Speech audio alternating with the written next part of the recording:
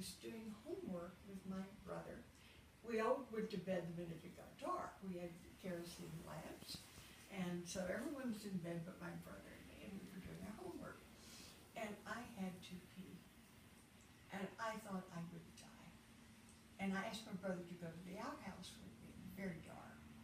And he said, "Oh, grow up, don't be a sissy," or something like that. And I think, oh God. So I go to the back porch, a screened-in back porch, and I looked around. I thought, oh, I could pee in a glass, but my mom would kill me. There was a broken down washing machine, a bunch of diapers from my baby brother, that kind of thing. And then I saw a galvanized bucket full of ashes that my father had taken out of the stove to dump the next day. And I thought, aha, I could pee on those ashes. They'll disappear. And my mama will kill me half to death. So my little bladder was stretched to capacity. So I straddled this bucket and I let go. Darling, a volcano erupted. There were burning coals under those ashes. And the minute that urine hit those coals, oh my God, debris flew up. It was pretty awful.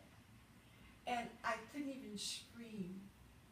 I was in so much pain I couldn't scream. And I was frozen in place. And then I fell on the floor, knocked the bucket over, burned my foot, and started crawling towards the kitchen. I still couldn't scream. And I get to the kitchen, 7 years old, can you imagine? And I managed to get a glass of water and threw on myself. And then I fell on the floor and started to scream. And I screamed and screamed and screamed. And my mother came and my father came and my father slipped on the water, I poured him with it. And he slid over and put his very long handled underwear, I remember. And he put his hand under my head.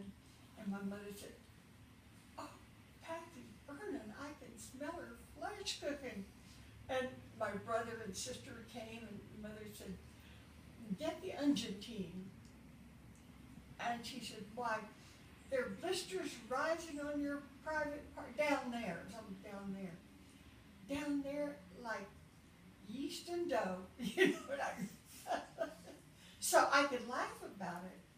But darling, it was a tragedy. And I talk about it throughout my book. And you know what's curious about all this? That I had mentioned to my son and to friends that I once peed on hot coals. And it was always a joke. Because I hadn't allowed myself to think about it. And the real pain of it. And the repercussions from it. And I never saw a doctor. We didn't have money. We didn't go to doctors. And I remember lying in the living room on an old horsehair sofa with gauze draped on me and my legs apart, and saying to my sister, 5 years older than I was, "Fan me, fan me, fan me. I'll be your slave forever, fan me." And she'd fan me with the Herald of Holiness. That was our paper. And then she said, "Well, my arms are tired, and I never liked you anyway." We get into these sibling things. And so I remember those things.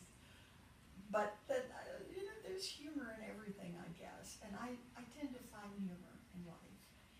And I think we need to search for humor to survive. But the church choir came to pray for me and to sing for me. And here I am. And my mother put an ecru lace tablecloth over me, so I look more presentable. Only the best. An ecru lace tablecloth. And there were flowers, flowers, you know, people had brought these droopy garden flowers, zinnias and whatever they were. And I'm lying there, and my mother played the piano. We had this piano that we called, we had names for everything. Everything had a name. So, Mr. Steinway, she was playing Mr. Steinway. That had been inherited, a piano inherited. And the choir is singing Amazing Grace, and I'll fly away, oh glory, I'll fly away. When I die, hallelujah, by and by, I'll cry away. Well, you can tell I can't sing.